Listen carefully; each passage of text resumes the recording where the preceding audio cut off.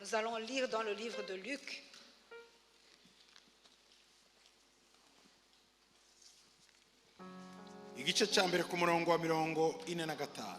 Luc chapitre 1, verset 45.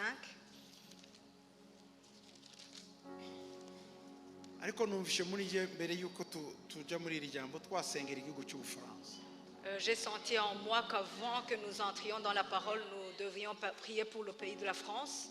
Nous allons prier pour ce pays. Que la bénédiction de Dieu soit sur lui. Ce pays vous a offert un endroit où vivre. Que Dieu accorde à ceux qui n'ont pas encore le droit de séjour de la voir. Ce pays est en train de traverser les moments difficiles. Il y a beaucoup de grèves. Les syndicats d'ici sont supérieurs à la loi. Ils travaillent. Nous allons prier pour ce pays afin qu'il ait la sécurité et la paix. Parce que la paix de ce pays, c'est ta paix aussi. Nous allons prier pour ce pays. Lèvons-nous. Seigneur, nous prions pour ce pays de la France. Au nom de Jésus-Christ de Nazareth. Je demande, Seigneur, que ce pays où tu nous as donné de vivre, que tu puisses agir, que tu agisses, que tu agisses, que tu agisses. Amène la paix. Amène la paix en France. Amène le réveil en France. Amène l'évangélisation en France. Nous chassons tous les mauvais esprits qui règnent dans cette atmosphère, qui empêchent la paix dans ce pays, qui fait que les gens ne sont pas sauvés. Au nom de Jésus. Que les esprits de l'air, les esprits des eaux, les esprits des forêts, les esprits des cimetières, nous les brisons dans ce pays et nous les chassons. Qu'ils sortent et qu'ils s'en aillent, afin que ce pays reçoive la paix, la sécurité, la joie, que la paix vienne, que les miracles s'accomplissent. Seigneur, bénis le peuple de ce pays, les étrangers et les résidents de ce pays, ceux qui se sont réfugiés ici. Au nom de Jésus. Que ceux qui sont venus de l'étranger, Seigneur, ici, que tu les bénisses entièrement. Nous te montrons les différents combats qu'il y a. Les syndicats et le gouvernement. Seigneur, que tu te mettes au milieu d'eux et que tu amènes la paix. Nous prions pour la France. Que l'étendard du ciel monte en France. Et que ton royaume vienne. Au nom de Jésus-Christ. Amen. Amen.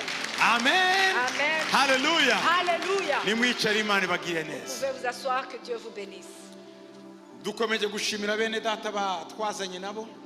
continuons à remercier nos bien-aimés avec qui nous sommes venus. Pasteur Claudine. Pasteur Claudine. Pasteur Ngoga.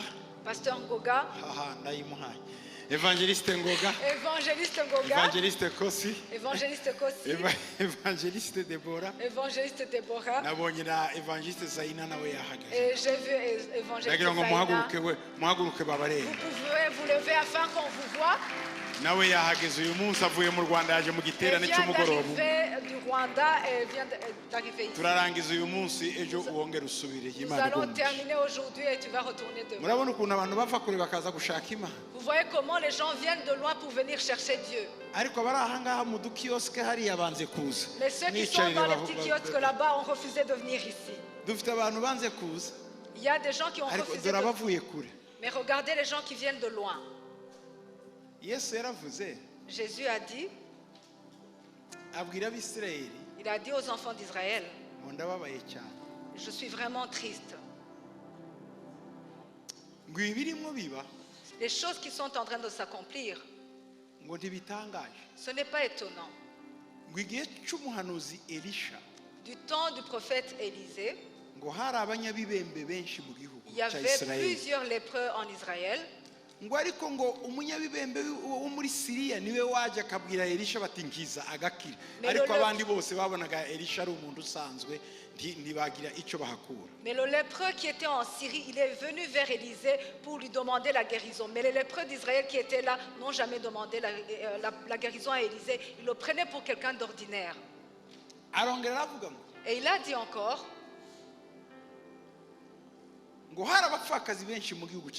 il y avait beaucoup de veuves en Israël. Mais Élie a été envoyé à une seule veuve étrangère. Qu'est-ce que Jésus voulait dire par là?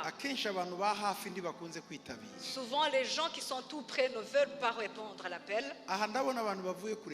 Je vois des gens qui viennent de très loin, qui viennent de Limoges, qui viennent de Normandie, qui viennent de Lille, d'autres qui viennent de Strasbourg, il y en a qui viennent de Toulouse. Dans les îles. Dans les îles. Abandi bavuye he? Bourgogne. Bourgogne. Abavuye Bourges. Bourges. Bourges. Bavuye Bourges. Reka mbabaze mbibarize gato gusa abi Paris ni muhaguruke tu. Je vais poser une question. Qui vient de Paris ici? Vous pouvez vous lever. Levez-vous un peu. Oya mwazamutse muri benshi cyari. Il y en a quand même beaucoup. Izarizo zose muri benshi bane bahumugisha. Que Dieu vous bénisse. Aha muranyamanzishije kabisa. Ni na nyamanza. Vous m'avez fait honte. Abi pare muranyemeje. Dufite abavuye mu Birigi namwe muhaguruke tubakire kandi abanyabubirigi bavuye mu Birigi. Les Belges, levez-vous, ceux qui viennent de Belgique. Belgique. Amen. Abavuye muri Autriche. Qui viennent d'Autriche. Belgique. Abavuye mu Maïle Guadeloupe. Qui viennent de Guadeloupe. Murabona? Guadeloupe. Avuye mu Maïle kuri ya Guadeloupe. Il vient des îles pour elle est venue des îles pour ici. Aje witwa ndema. Assumpta Imana go mugisha Assumpta kuva Guadeloupe. Wakoze kuza mu giterane na. Merci d'être venu à la conférence. Amen. Amen. Amen. Amen. Il n'y en a pas d'autres qui sont venus d'autres horizons dont je n'ai pas parlé. Mu Rwanda nabavuze bariya aba twavanye mu Rwanda. Hari abandi bavuye mu Rwanda. Il y en a d'autres qui sont venus du Rwanda. Tubarebe yamaye. Bavuye mu Rwanda bariya bandi nabo. Il y en a qui sont venus du Rwanda encore. Imana ibahumugisha cyane. Que Dieu vous bénisse abondamment. Abavuye mu Bwongereza. Ceux qui viennent de l'Angleterre. L'Angleterre. Imana ibahumugisha. Que Dieu vous bénisse. Iki ni igiterane kabisa international. C'est une conférence internationale. Amen. Amen. Abavuye muri États-Unis. Ceux qui viennent des États-Unis. Abavuye muri États-Unis d'Amérique. Qui viennent des États-Unis d'Amérique. Imana ibahumugisha nawe. Que Dieu vous bénisse aussi. Namwe mwaje muri igiterane. Amen. Amen. Abavuye mu ijuru.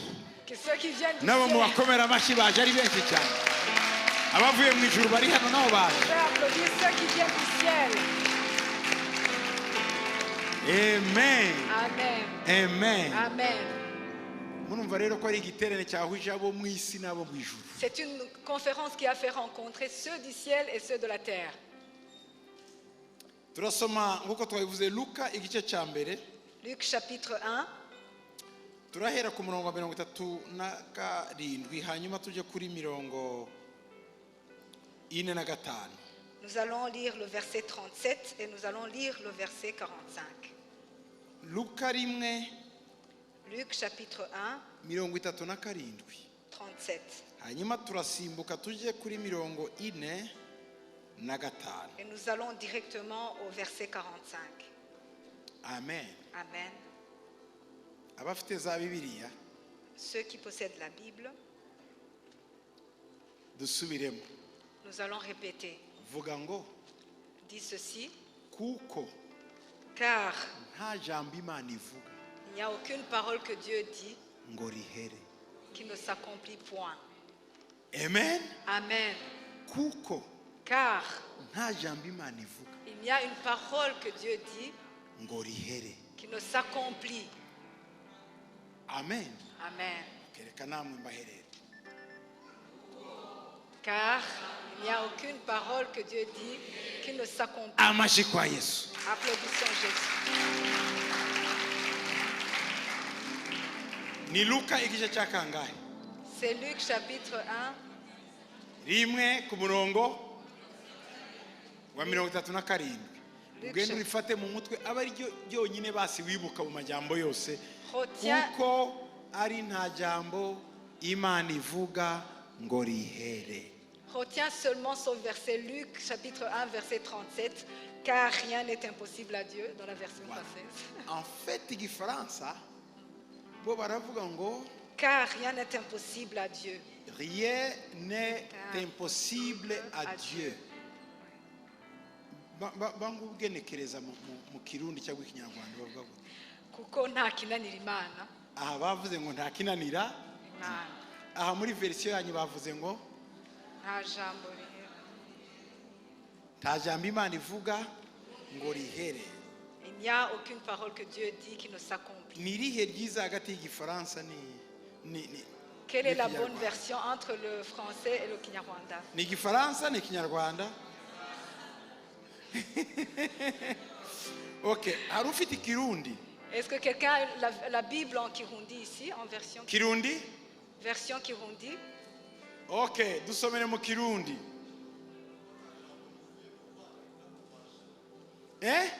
Kuko nta jambo riva kuko nta jambo riva ku Mana ribura ububasha. Kuko nta jambo riva ku Mana ribura ububasha. Kirundi nayo nono iratwemeje. Ikinyarwanda bavuze ngo kuko ari nta jambo Imana ivuga ngo rihere. Mu Kirundi bavuze ngo kuko nta jambo Imana ivuga ngo ribure ububasha. Mu Gifaransa car rien n'est impossible à Dieu. Car rien n'est impossible à Dieu. Turebe mu Cyongereza. Nous allons voir en anglais.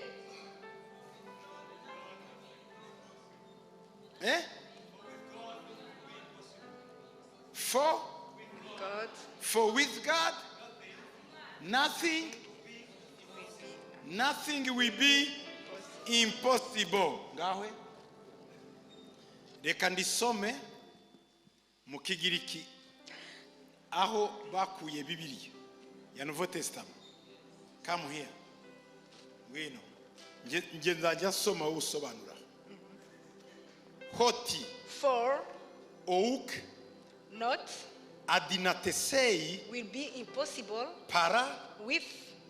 Tou. Ito uninga ete ningo. Donc ni complément d'objet direct. Yeah. T-E-O. God. Voilà. Donc Cynthia is translating. Iriya is. Donc imuvuga ni iriya et batasome.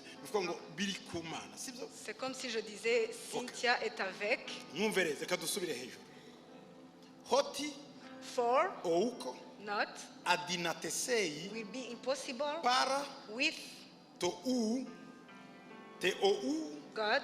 Pan. Every. Rema. Think. Okay. Genekereza.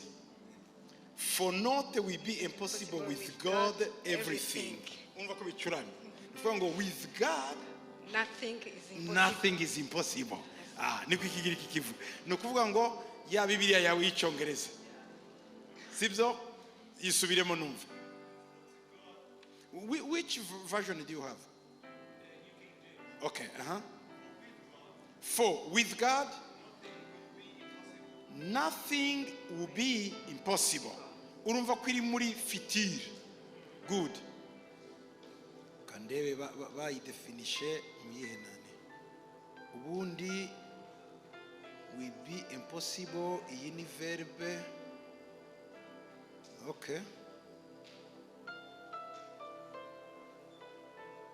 kambigishe Bibiliya mupfa gusoma gusa. Okay, come here. Reba ya parallel verse. For nothing will be impossible with God. In New American Standard Bible. For nothing will be impossible with God. King James? For with God nothing shall be impossible. Holman? For nothing will be impossible with God. Okay. Hari wawe niko bavuze nabo? Car rien n'est impossible à Dieu. Car rien n'est impossible à Dieu. Ikinyarwanda cyacu rero cyo ndacyemera kabisa. Cyaravuze ngo kuko ari nta jambo Imana ivuga ngo rihere. Ariko iyo ukurikiye mu mizi rero y'ikigiriki, quand on suit dans la racine, dans l'étymologie grecque, bifite ubusobanuro rero ugiye mu mizi ugenda uyisobanura usanga natwe dufite rezo mu Kinyarwanda ndetse no mu Kirundi. Quand tu vas dans l'étymologie grecque, tu vois qu'il y a un certain lien en Kinyarwanda et en Kirundi. Ariko mu buryo bwo gusobanura bisanzwe, mais quand on explique la iri niryo ryoroheje, c'est la parole la plus simple, ngo kuko nta kinanira Imana, car rien n'est impossible à Dieu. Abanyarwanda bo bakongeraho ngo kuko nta jambo Imana ivuga ngo rihere. Et les Rwandais ajoutent parce qu'il n'y a aucune parole de Dieu qui ne s'accomplit. Abarundi bo bakavuga ngo ntaki. Les Burundais disent parce que nta jambo ry'Imana ritagira ububasha. Parce qu'il n'y a aucune parole de Dieu qui n'a pas de puissance. Urumva ko byose ni ibishoboka. Alors tout est dans la possibilité. Ibi byose ni mu kirere gishoboka. Tout cela c'est dans l'air, dans l'atmosphère du possible. Kwizera, la foi, kutujana mu kirere cy'ibishoboka, nous amène dans l'atmosphère des possibilités. Niba wari ukishidikanya gukira kwawe ku buzima bwawe ku mibereho yawe, ndagira ngo kuzamure mu kirere cy'ibishoboka. Si tu doutais encore par rapport à ta guérison, à ta vie, je voudrais t'amener dans l'atmosphère des possibilités. Kuko, parce que parce qu'il n'y a aucune parole que Dieu dit qui ne s'accomplit ou bien car rien n'est impossible à Dieu. Et ce que je suis en train de vous dire, prenez cela. Parce que c'est ce que l'ange a dit à Marie. Il lui a dit tu enfanteras. Et Marie lui a demandé comment puis-je enfanter sans avoir connu un homme. Est-ce que vous avez vu une femme qui enfante sans avoir connu un homme? Et l'ange lui a dit il n'y a aucune parole que Dieu dit qui ne s'accomplit. En d'autres termes, l'ange lui a dit rien n'est impossible à Dieu. Si une fille vierge peut enfanter sans avoir connu un homme, quel est le problème que tu as qui est plus lourd que ça? Alors dis-moi. Une jeune fille vierge qui tombe enceinte et qui enfante sans avoir connu un homme, quel est le plus grand problème que ça? Oh, ma jambe qui est handicapée. Déjà, tu as déjà une jambe. Oh, j'ai dépassé l'âge de pouvoir concevoir. Qu'on appelle Elisabeth et Sarah très rapidement. Elisabeth, viens. Sarah, viens enseigner ces gens. Car rien n'est impossible à Dieu. Qu'est-ce que tu as d'impossible dans ta vie? Rien. Il n'y a aucune parole que Dieu dit qui n'a pas de puissance. Toute parole que Dieu dit a une puissance. La puissance d'enlever quelqu'un du malheur. La puissance d'enlever quelqu'un du problème. La puissance d'enlever quelqu'un de l'alcoolisme. La puissance d'enlever quelqu'un de la drogue. La puissance d'enlever quelqu'un de la pornographie. La puissance d'enlever quelqu'un de l'empoisonnement. Quand Dieu dit une parole, sa parole a un effet. Quand Dieu dit, les choses sont créées. Qu'il crée des miracles dans ton cœur.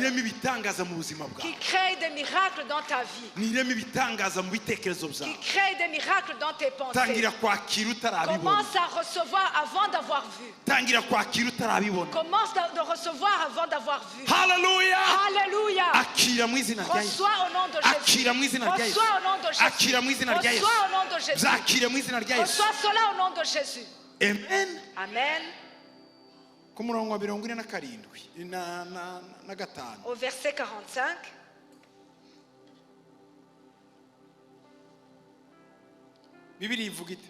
Qu'est-ce que la Bible dit?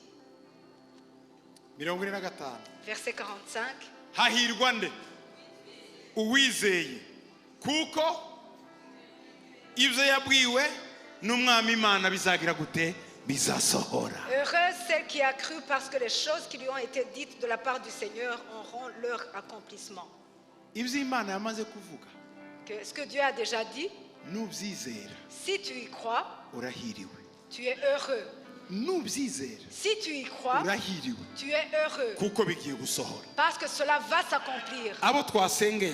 Les gens pour qui nous avons prié ici et que vous avez cru, vous êtes heureux. Parce que cela va s'accomplir. Parce qu'il n'y a aucune parole que Dieu dit qui ne s'accomplit. Église de la France, nous avons un Dieu qui ne ment pas.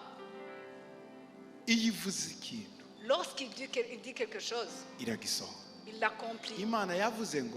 Dieu a dit, tu me plais. Quand tu plais à Dieu, il fait d'autres choses pour toi. Reçois alors. Tu es agréable à Dieu. Dans ta vie, dans ta maison, dans ton foyer, parmi tes frères. Dieu trouve le plaisir en toi. Dieu trouve le plaisir en toi. Alléluia. Hey. Alléluia.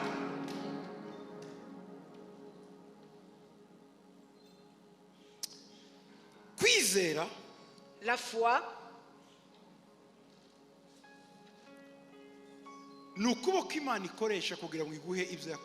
c'est une main que Dieu utilise afin qu'il te donne ce qu'il a en cachette pour toi.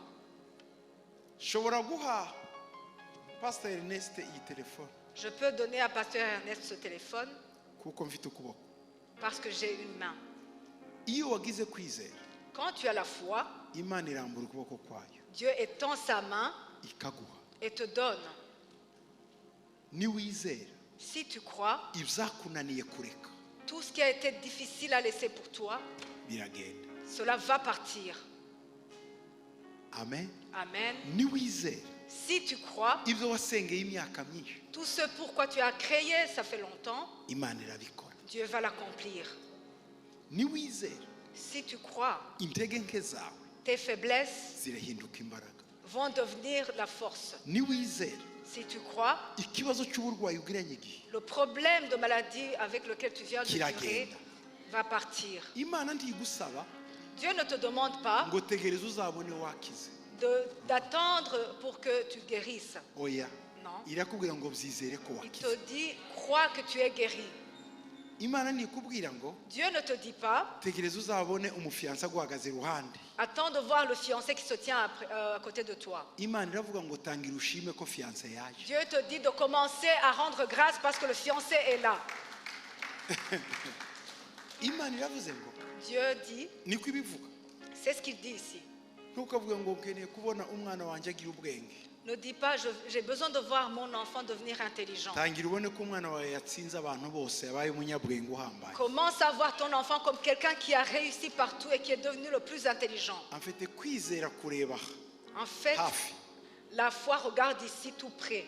ce qui est présent. Et le doute te dit que ça ne s'accomplira jamais. La foi et le doute ne fonctionnent pas ensemble. En quoi nous croyons? Nous croyons dans la parole de Dieu. Nous croyons en ce que Dieu a dit. Là où nous avons lu Rema en grec, Rema, c'est la parole de révélation qui vient de Dieu. Et à cet instant même, tu sens que ça vient d'accomplir en tout.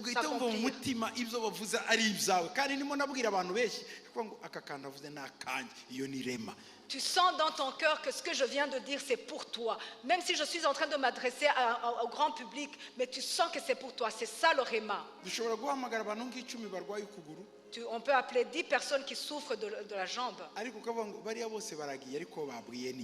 Mais tu peux dire tout le monde est parti devant, mais le premier c'est moi.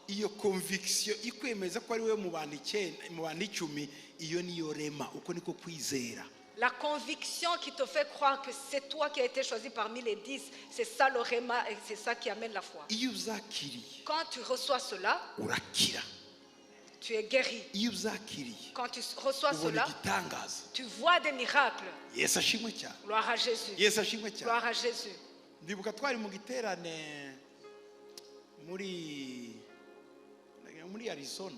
Je me souviens, on était dans une conférence en Arizona. Et après avoir prié, Pastor Claudine anzaniye abadamu bangahe batatu hariya donc nimusohoka niruka. J'étais en train de sortir en courant et Pasteur Claudine a amené 3 femmes vers moi. Ngawe vuga. Elle peut le dire elle-même. Je vais vous montrer comment la foi vient et comment les miracles arrivent. Muhe mikoro imwe hariya irakora. Okay. Vuga ngo Rema. Dis Rema. Rema. Rema. Ushobora gusoma muri Bibiliya. Tu peux lire dans la Bible. Ngo nuko Yesu aragenda akora kuri uwo muntu arakira. Tu peux lire dans la Bible, ainsi Jésus partit et il toucha cette personne et cette personne fut guérie. Et tu lis cette parole. Pendant que tu lis cette parole, tu prends ça comme une histoire, une belle histoire. Et il a marché sur l'eau. Et il a appelé Pierre vers lui et il est venu. C'est une belle histoire. Pendant que tu lis ce passage, les paroles, ce sont les paroles logos. Ça veut dire que c'est une histoire. Mais quand tu lis, ainsi Jésus toucha cet enfant et cet enfant fut guéri.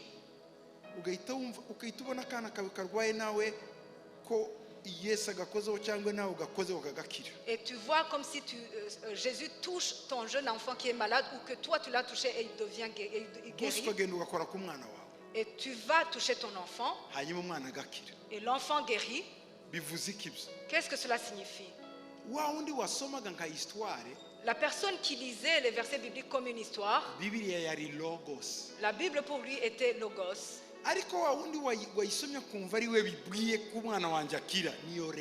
Mais la personne qui a lu et qui a senti que ça s'adressait à lui, c'est ça le Rema.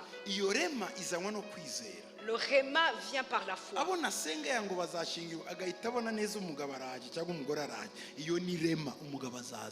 Les gens pour qui j'ai prié ici, pour qu'ils se marient et qu'ils ont vu que l'homme ou la femme vient, ça c'est le Rema, il va venir. Qu'est-ce qui s'est passé quand nous étions en Arizona? Shalom Torero. Shalom Église. Murakoze Father. Merci Father. Twari turi muri Tucson, Arizona. Nous étions à Tucson, Arizona. Hanyuma icyo gihe nyine nk'ibiterane nyine by'ububyutse nk'ibi. Il y avait une telle conférence de réveil. Noneho umumama araza. Et une maman est venue. Aranyegera. Elle s'est approchée de moi. Arambwira ngo ndifuza kubona Father. Et elle m'a dit je voudrais voir l'apôtre. Ndamubwira yewe ntabwo nshinzwe protocole. J'ai dit je ne suis pas chargée du protocole. Reka nguhe umuntu Je vais t'orienter vers quelqu'un qui va t'amener jusque chez l'apôtre. noneho araguma arensista aguma ambwira ngo please ngo mfasha ngo Imana ngo yambwiye ko nkubwira wowe. Alors elle a continué à insister, elle m'a dit s'il te plaît aide-moi parce que Dieu m'a dit de m'adresser à toi. Imana yamubwiye ko ari wabwira. Dieu nta jambo ry'Imana rihera. Dieu lui avait dit qu'elle doit s'adresser à Pasteur Claudine, donc il n'y a aucune parole de Dieu qui ne s'accomplit. Kuko hari abantu benshi parce qu'il y avait beaucoup de gens. ndavuga ibi bintu biragenda gute. Alors je me suis demandé comment ça va se passer. Ariko iyo mama ntiyamvaho. Mais la maman est restée là à côté de arongera moi. kandi araza. Elle est venue encore vers moi. Noneho numva umutima urambye ati ndavuga ati rero uyu mama ko aguma insista. Et dans mon cœur je me suis dit comme elle est tellement insistante. Reka mukore icyo yifuza. Je vais lui faire ce qu'elle veut. Mbaza ba protocole. J'ai demandé au protocole. Fada bimeze gute gahunda imeze gute. J'ai demandé aux personnes qui sont chargées du protocole quel est le programme de l'apôtre. Barambwira yuko ataza kwakira abantu. Et ils m'ont dit qu'il ne va pas recevoir les gens. Ndavuga ati noneho biragenda gute. Et je me suis posé la question comment ça va aller se dérouler. Noneho icyo nakoze. Alors ce que j'ai fait. Ndavuga ati uyu muntu niba akeneye koko ko Fada musengera. Reka nshakishe ukuntu Fada naho yamukoraho gusa. Je me suis dit, comme elle veut tellement que l'apôtre prie pour elle, je vais chercher un moyen pour que l'apôtre la touche seulement. L'apôtre venait de terminer de prêcher.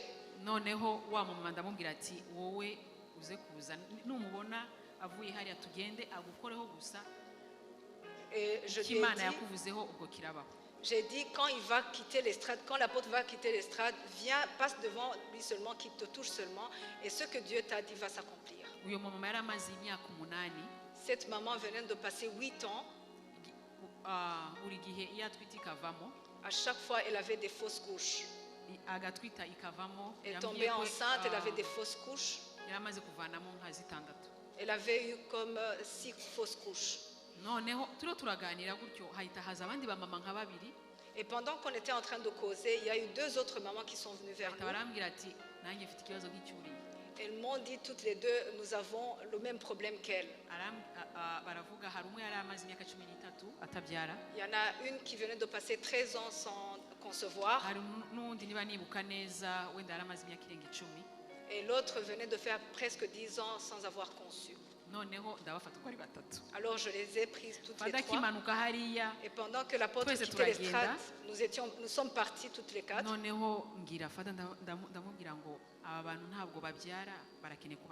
Et j'ai dit à l'apôtre, ces personnes ne conçoivent pas et voudraient que tu pries pour elles. Et il n'a pas fait une longue prière. Il leur a dit, prenez, touchez vos ventres et croyez. Et ayez la foi que Dieu vous donne des enfants. Il a fait une courte prière.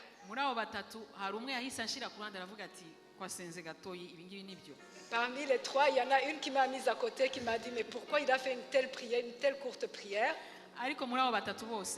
Parmi toutes les 3, après 5 mois, une m'a appelé parce que je lui avais donné mon contact. Elle m'a dit qu'elle était enceinte. Alors, pour aller rapidement, lorsqu'on est retourné là-bas après 2 ou 3 ans, nous sommes partis dans une autre ville qui s'appelle Phoenix. Elle a amené un enfant.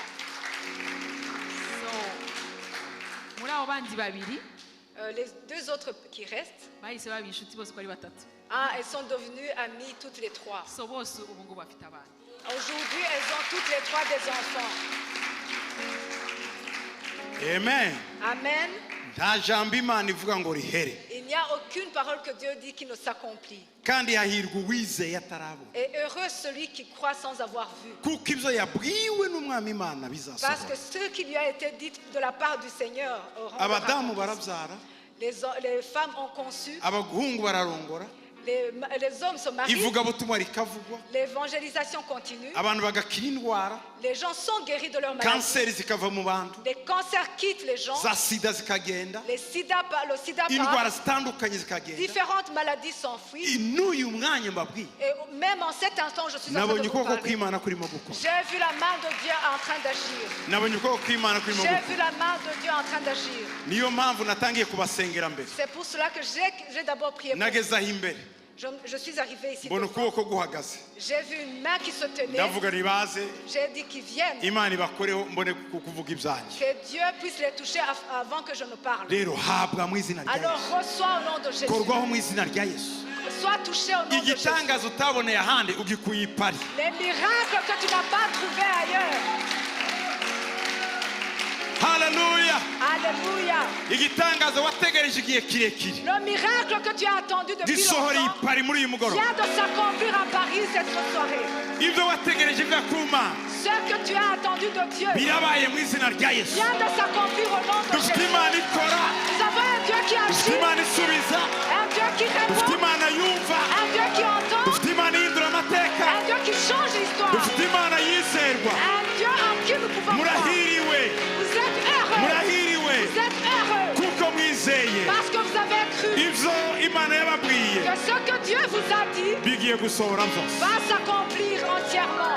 ngiye gusengera abantu bafite bizinesi bashaka gukora bizinesi muze hano imbere. Je vais prier bizinesi pour come, les gens qui ont du business, bizinesi bashaka qui font ko du bizinesi zabo business, zitera imbere. qui veulent faire du business. Come forward, mugwire hano imbere. Venez ici devant. bizinesi come. Ceux qui veulent faire du business, Jesus, Imana ibakingurire, que Dieu ouvre des portes. Imana ibakingurire, Que Dieu ouvre. Imana Que ibakingurire, Dieu ouvre. Imana Que ibakingurire, Dieu ouvre. Imana ibakingurire, Que Dieu ouvre. Imana ibakingurire, Que Dieu ouvre. Imana ibakingurire. Que Dieu ouvre. Shimwa Yesu, Merci Jésus. shimwa Yesu, Merci Jésus. shimwa Yesu. Merci Jésus. Kora ibitangaza byawe Mana, Accomplis tes miracles, Seigneur. bizinesi zabo zicemo, Que leur business se passe bien. ibyo bagusabye bibe. Que tout ce qu'ils t'ont demandé s'accomplisse. Kuva uyu mwanya À partir de cet kingura iyo instant, miryango, ouvre les portes abacuruzi bagubwe neza, pour les businessmen afin qu'ils soient baha bien. ibitekerezo byo gucuruza, Que tu leur donnes des idées pour faire du bagure business. investisema zabo. Que tu agrandisses leurs investissements. Turarwanya igihombo, Nous combattons la faillite. turarwanya inyatsi mu izina rya Yesu, Combattons le dévoreur au nom de Jésus. mu izina rya Au Yesu. nom de Jésus. Nibatera imbuto imere, Quand ils vont planter la semence, qu'elle pousse. ubakorera ibikomeye, Que tu accomplisses de grandes ubakorera choses. ibirenze, Que tu ubakorera accomplisses ibitangaza. au-delà. Que tu Nimwakire accomplisses mu des izina rya miracles. Yesu. Recevez Tera au intambwe nom hano de imbere, Jésus. akira Recevez. bizinesi yawe, Recevez. akira bizinesi yawe, Reçois au nom de Jésus. akira bizinesi Reçois yawe, ton business. akira bizinesi yawe. Reçois ton business. Uzunguke menshi, Que tu puisses aller de uzunguke l'avant. menshi, uzunguke menshi, Que tu aies de grands bénéfices. uzunguke Que menshi. tu aies de grands Oh, bénéfices. haleluya, Alléluia. uzunguke menshi. Que tu aies de grands bénéfices. Ubucuruzi ubutaha nzasange mwaguze eglise hano temple nini, Prochainement, que vous puissiez acheter mubone l'église. ifaranga muzatugurira urusengero runini. Quand tu auras l'argent, achète une grande église pour nous. Akira mu izina rya Yesu, Reçois au nom de Jésus. akira mu izina rya Yesu. Reçois au nom de Jésus. Ibitekerezo Reçois by'ubucuruzi les idées pour gucuruza faire du commerce. bigacamo. Que le Receive. commerce se passe bien. receive, Reçois, receive, reçois, receive reçois. mu izina rya Yesu. Au nom de Jésus. Akira, Reçois au nom de Jésus. akira, Reçois. akira, Reçois. akira, Reçois. akira, Reçois. akira mu izina rya Yesu. Reçois au nom de Akira mu Jésus. izina rya Yesu. Reçois au Akira nom mu de izina Jésus. rya Yesu. Reçois au nom Akira de mu izina Jésus. rya Yesu. Reçois au nom de Akira mu Jésus. izina rya Yesu. Reçois au nom de Ubucuruzi, Jésus. Reçois le ubucuruzi, commerce. Reçois le akira commerce. ubucuruzi, Reçois le akira business. ubucuruzi, Reçois le bucemo. Que Imana cela se ikingura passe bien. imiryango, Que Dieu ouvre des portes pour toi. ikingura imiryango, Que Dieu ouvre des portes Imana pour toi. ikingura imiryango, C'est le Dieu qui Imana ouvre des ikingura portes. imiryango, Que Dieu ouvre des ibyo portes. uzakoraho byose bizaceho Que tout ce que tu veux Mu entreprendre izina se rya passe Yesu. bien. Au nom de Mu Jésus. izina rya Yesu. Au nom de Jésus. mu izina rya Au Yesu, nom de Jésus. mu izina rya Au Yesu, nom de Jésus. mu izina rya Au Yesu, nom de Jésus. mu izina rya Au Yesu. nom de Jésus.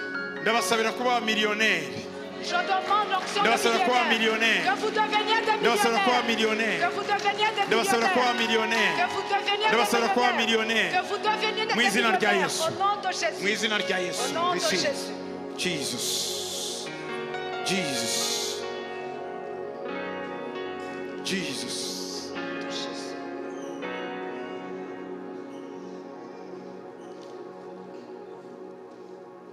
Jesus. Amen. Amen. Mwatunze. Vous êtes devenus riches. Umva. Imana ndibahaye amafaranga yo kurya mwenyine. Dieu ne vous donne pas de l'argent pour consommer vous seul. Mwubaka amatorero. Construisez des églises. Mutugurire amatorero. Ouvrez des églises. Mutugurire indege tuze tuvuga Que ubutumwa. vous achetiez des églises et des avions, des jets privés. Ngubiyunguriye indege nari kurangiza ngendo bunyine ku kibuga Si tu m'avais acheté un avion, j'aurais fini ici et je serais parti. Ariko Imana nibahe ayo mafaranga. Que Dieu vous donne cet argent. Imana nibahe izo miliyoni. Que Dieu vous donne ces millions. Amen. Amen. Murazakiriye. Vous recevez. Murazakiriye. Est-ce que vous avez reçu? Murazakiriye. Est-ce que vous avez reçu? Ndasaba ngo ibahe ubwenge. Je demande qu'il vous donne la Bwo sagesse. kumenya gukora business. La sagesse et l'intelligence de savoir faire du business. Uzahure n'abantu bazima. Que tu rencontres les bonnes personnes. Ntibazakwambure. Des personnes qui ne vont pas te voler. Business. Business. Business. Business. Kev. Wow. Reçois au nom de Jésus. Akira mu izina rya Yesu. L'onction de prospérité. Amavuta yo gutunga. L'onction de transaction. Amavuta yo gukora. L'onction de transfert. Yo gucuruza. Nawe. Ushaka nawe gucuruza. Come. Merci. Reçois l'onction de transaction. Nawe. Wewe ndagushira mu biganza. Amen. No mu mutwe.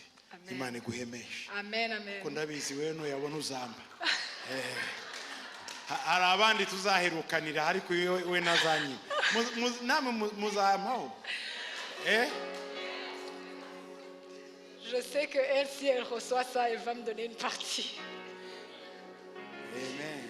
Amen. Okay. Iri jambo tuvuza. La parole que nous venons de dire ici, ntizahera. c'est la parole de Dieu et elle ne va jamais arrêter de s'accomplir. Mbonye abantu bavuye mu Bubiligi bageze hano bunyine muze mbasiga amavuta nawe. Venez, je vais oindre les gens qui viennent de Belgique, qui Abavuye viennent mu Bubiligi muze hano bunyine d'arriver. abavuye Ceux qui mu viennent Bubiligi baje. d'arriver de la Belgique. N'abasengeye hari abahageze bunyine. Il y en a qui viennent d'arriver maintenant de la Belgique.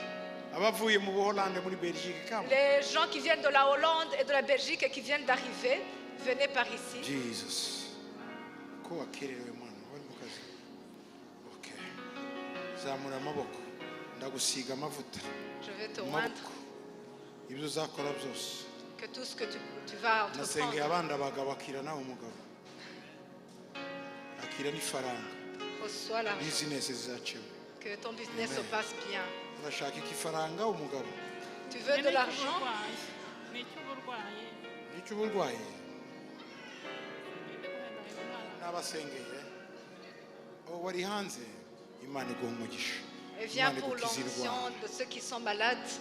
Mu izina rya Yesu. Zana uwo mwana. Usenge gusa uyu mwanya hari amavuta y'amafaranga ariko Imana ikumve nawe. Imana mushize ikiganza.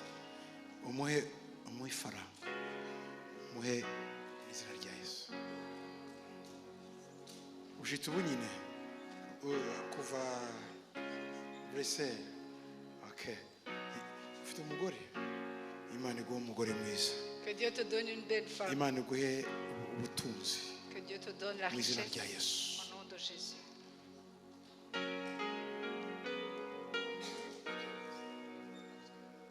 Murashaka iki? Tubasengere. Niki wifuza?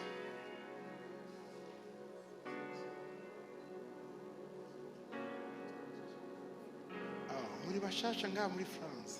Ego mezamura amaboko yawe. Okay. Ils viennent d'arriver fraîchement en France. Arashaka ko tumusengera. Mugisha w'Imana ukubeho.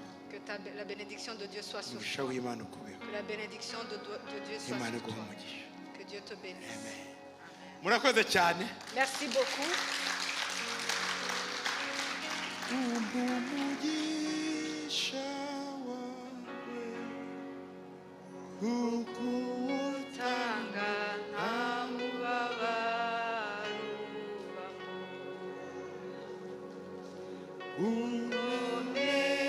umereza amahoro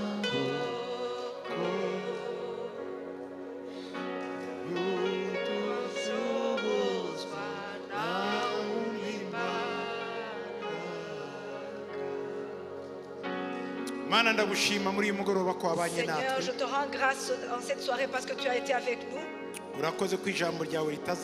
Merci parce que ta parole ne manquera jamais de s'accomplir.